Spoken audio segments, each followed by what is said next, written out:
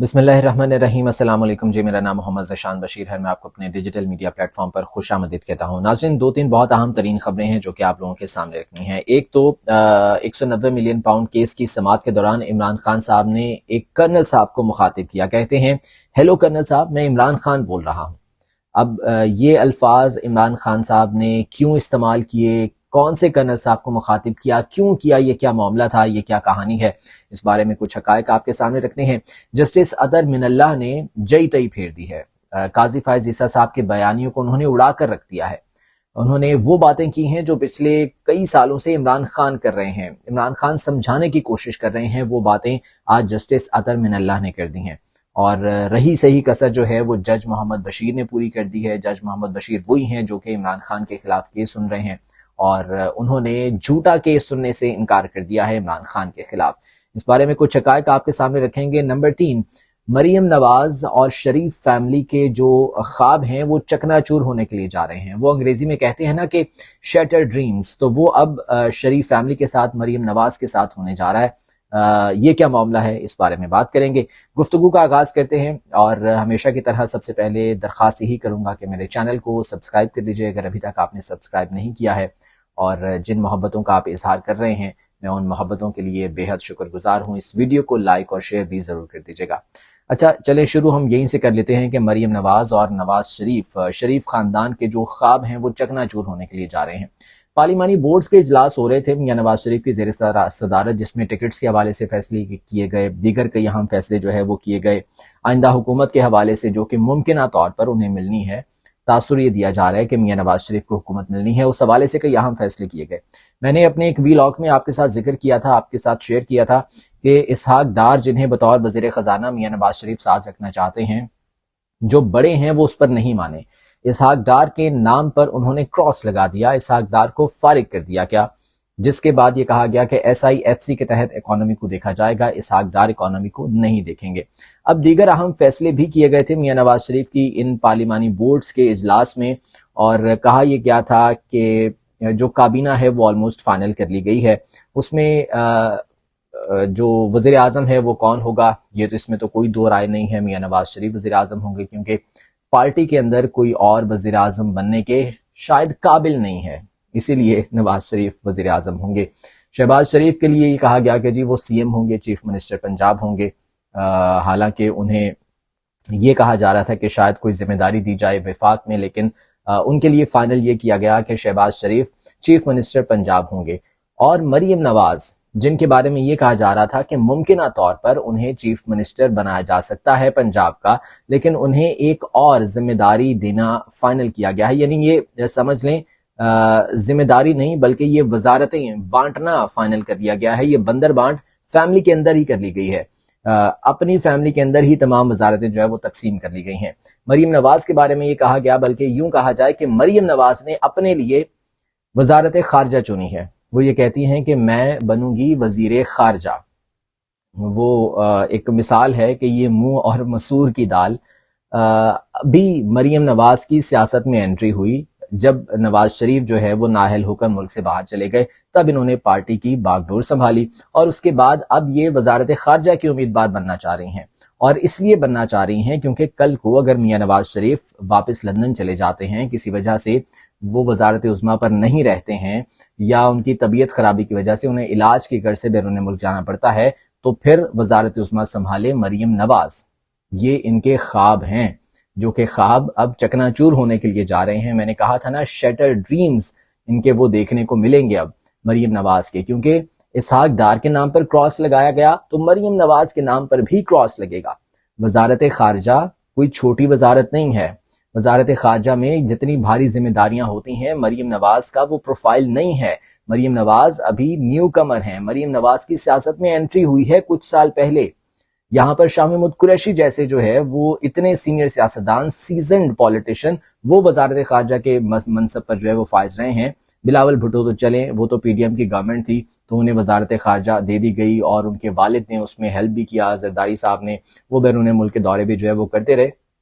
तो मरियम नवाज के लिए वजारत खारजा नहीं मिलेगी। ये मेरे ख्याल से इसको लिख लें आप कि मरियम नवाज को वजारत खारजा नहीं मिलेगी, उन्हें वज़ीर खारजा नहीं बनाया जाएगा।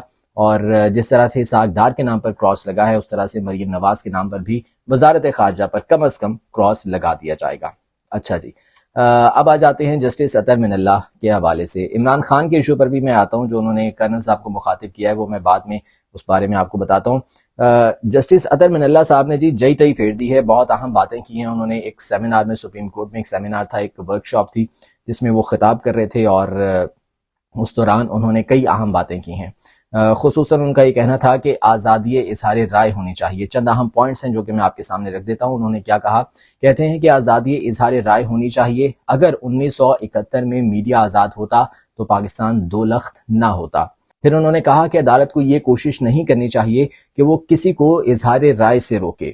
ایک جج کو آزاد ہونا چاہیے، جج پر کتنی ہی تنقید ہو وہ اس کا اثر نہ لے۔ جو جج تنقید کا اثر لے گا وہ اپنے حلف کی خلاف ورزی کرے گا۔ کہتے ہیں کہ بحیثیت جج ہم پبلک پراپرٹی ہیں۔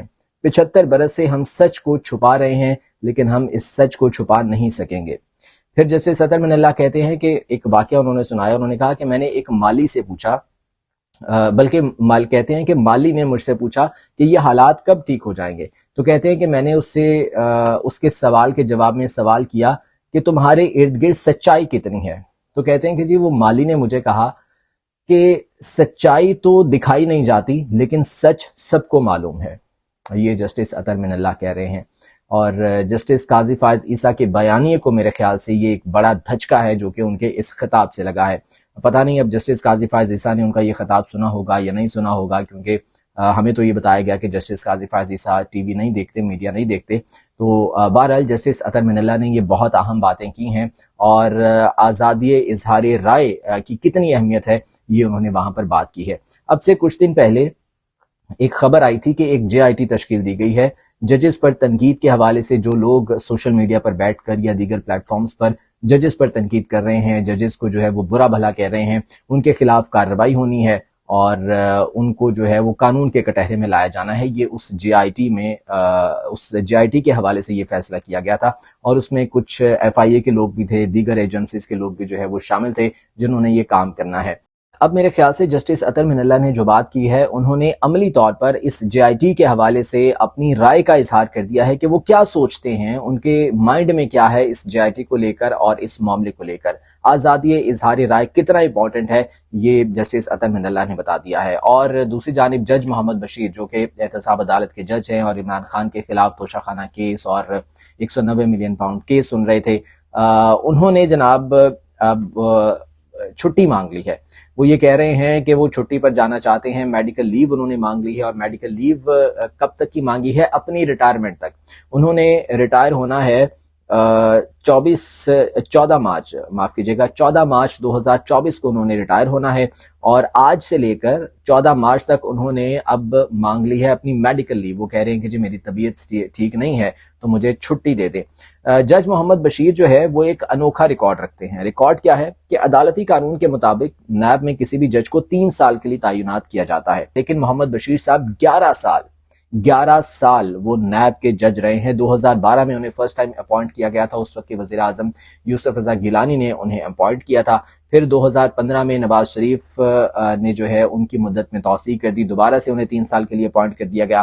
پھر 2018 میں انہیں دوبارہ سے 3 سال کے لیے اپوائنٹ کیا گیا، اور 2021 میں دوبارہ سے ان کی مدت میں توسیع کی گئی، 3 سال کے لیے عمران خان نے کی تھی۔ تو اس طرح سے 11 سال وہ مسلسل نیب کے جج رہے ہیں، اور اس کے ساتھ ساتھ ایک اور ریکارڈ ان کے پاس بھی ہے کہ انہوں نے 4 وزرائے اعظم کے کیسز سنے ہیں۔ ان کی عدالت میں 4 وزرائے اعظم پاکستان کے پیش ہوئے ہیں، جس میں راجہ پرویز اشرف، شاہد خاقان عباسی، نواز شریف اور اب عمران خان کا کیس بھی وہ سن رہے ہیں۔ تو یہ انوکھے ریکارڈ جو ہے وہ جج محمد بشیر رکھتے ہیں، لیکن اب جج محمد بشیر یہ کہہ رہے ہیں کہ ان کی طبیعت بہتر نہیں ہے تو لہٰذا انہیں میڈیکل لیو دی جائے، اور اپنی ریٹائرمنٹ تک یعنی کہ 14 مارچ 2024 تک انہوں نے اب میڈیکل لیو بھی مانگ لی ہے۔ تو اب دیکھنا یہ ہے کہ وزارت قانون اس حوالے سے کیا فیصلہ کرتی ہے۔ اگر تو انہیں لیو مل جاتی ہے، جو کہ ڈیفینیٹلی مل ہی جائے گی، تو اس کے بعد ہو سکتا ہے کہ یہ نیب والی معاملات جو ہے وہ لٹک جائیں، یہ کیسز لٹک جائیں۔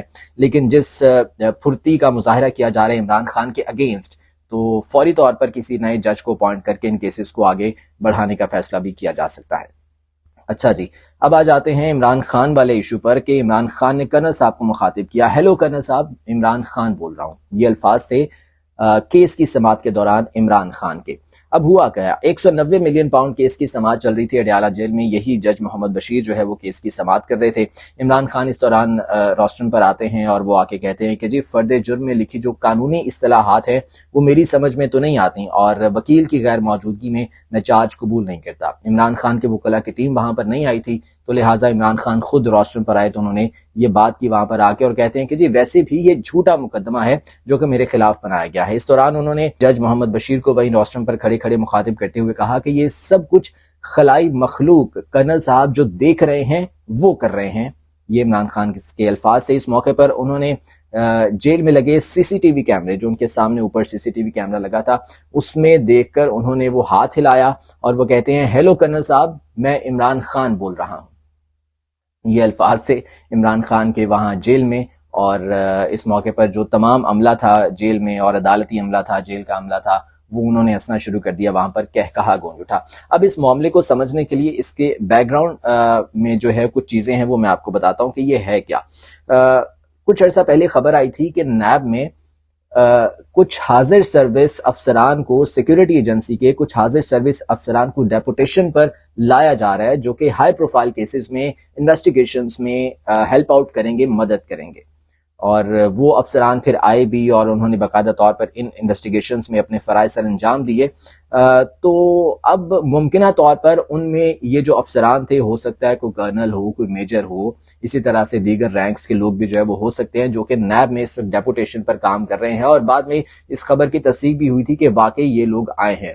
تو وہ جو کیمرہ لگا ہوا تھا، سی سی ٹی وی کیمرہ جو کہ عدالت میں لگا ہوا تھا، عام طور پر یہ جو سی سی ٹی وی کیمرے ہیں یہ وائی فائی کنیکٹڈ ہوتے ہیں، اور ان میں ایک خاص قسم کا کوڈ ہوتا ہے، اس کوڈ کے ذریعے آپ بیٹھ کر کہیں پر بھی بیٹھ کر جو ہے اس کے ذریعے دیکھ سکتے ہیں، اس کیمرے کو اپروچ کر سکتے ہیں، ایکسیس کر سکتے ہیں اور دیکھ سکتے ہیں کہ وہاں پر کیا ہو رہا ہے۔ فار ایگزامپل اگر یہاں پر ایک کیمرہ لگا ہے تو اس کا ایک خاص کوڈ ہوگا، اور اگر کوئی بندہ 7 سمندر پار امریکہ میں کہیں اور بیٹھ کر بھی جو ہے وہ اگر دیکھنا چاہے، وہ اگر کوڈ اس کے پاس ہوگا تو وہ دیکھ سکتا ہے۔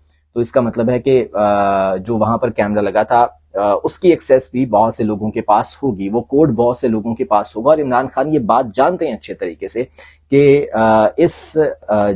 یہ جو سماعت ہو رہی ہے اس کو دیکھا جا رہا ہے، اور انہوں نے اسی لیے وہاں پر جو ہے ہاتھ ہلا کر کیمرے کی جانب انہوں نے کہا ہیلو کرنل صاحب، میں عمران بول رہا ہوں۔ تو یہ واقعہ وہاں پر جو ہے وہ پیش آیا۔ بہرحال جی 190 ملین پاؤنڈ کیس جج محمد بشیر سن رہے تھے، محمد بشیر تو اب چھٹی پر جا رہے ہیں، تو اب دیکھنا یہ ہے کہ معاملہ کس طرح سے آگے بڑھتا ہے۔ آج کے ولاگ سے مجھے اجازت دیجیے، اللہ نگہبان۔